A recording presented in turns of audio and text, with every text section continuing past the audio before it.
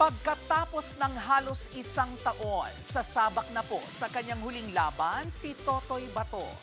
Sa finale episode ng Kapatid Action serye, maghaharap na sina Totoy at ex-BFF niyang si Dwayne, played by Diego Loizaga. Pero kung magkakasundo na ba sila o tuluyan ng friendship over, malalaman po natin yan mamaya.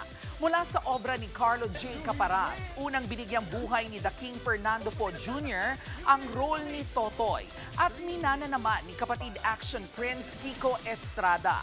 Huwag po nating palampasin ang pagsasara ng kwento ng mga taga-Puok Paraiso sa Totoy Bato pagkatapos ng Frontline Pilipinas. Mga kapatid, Jervy Wrightson po, eto na nga. Para sa latest showbiz news at iba pang K-alaman, mag-follow at mag-subscribe na sa social media pages ng News 5.